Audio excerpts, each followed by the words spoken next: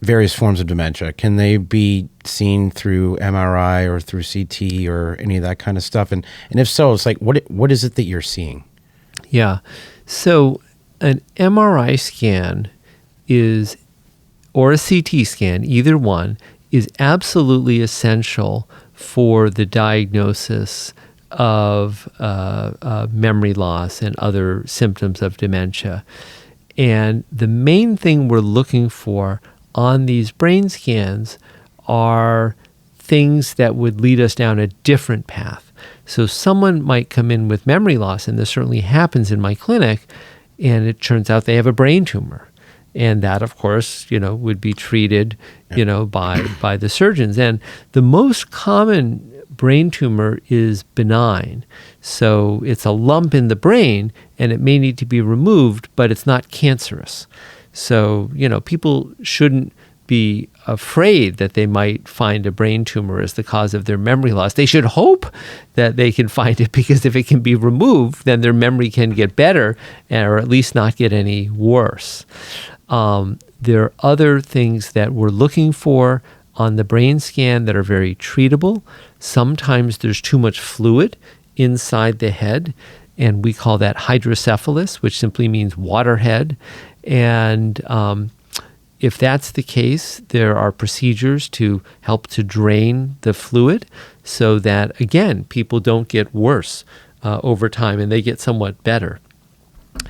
And we're also looking for other sorts of unusual sort of surprises in the brain. Now, in terms of actually looking for the cause of dementia, you can see strokes on the MRI scan and the CAT scan. And so sometimes you can make a diagnosis of a vascular dementia by looking at the scans and seeing the strokes. MRI scans are particularly good for being able to see the strokes. The other types of dementia, such as Alzheimer's disease or, say, frontotemporal dementia, you're looking for shrinkage in certain parts of the brain. So Alzheimer's causes shrinkage of a structure called the hippocampus, which is deep in the temporal lobe. So if people put their fingers on their temples, just behind their eyes, it's deep in there. The outer part of the temporal lobes in the same region, but on the outer part, that also shrinks up, and the parietal lobes shrink up. The parietal lobes are the top back of the brain. And so we look to see if there's shrinkage in those regions. Now, I'll just mention briefly, the hippocampus is what forms new memories, which is why people have difficulty when they have Alzheimer's in forming new memories.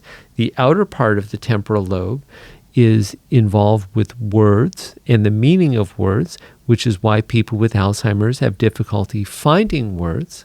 And the parietal lobes is in charge of visuospatial function as well as in charge of attention, which is why people with Alzheimer's have difficulty getting lost, even on familiar routes, and also why they have difficulty paying attention due to that parietal damage. Now, there's other disorders that could also cause shrinkage of those parts of the brain, and sometimes they even shrink up as part of normal aging. So we cannot diagnose Alzheimer's disease by just looking at a brain scan. In frontotemporal dementia, it's mainly the frontal lobes right behind the forehead that shrink up. But again, other things can cause the frontal lobes to shrink up, including, for example, alcohol use.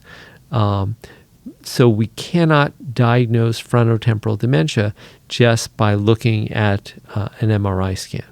So the MRI scan or the CAT scan is really important and something that absolutely needs to be done, and it can suggest a diagnosis, but it can't be conclusive of that diagnosis. Hey folks, connecting with your benefits is our primary mission, and the SITREP is providing more options than ever. Subscribe to our free email newsletter, subscribe to our audio podcast channel, or subscribe to our content on YouTube. For details and links, check out the description below.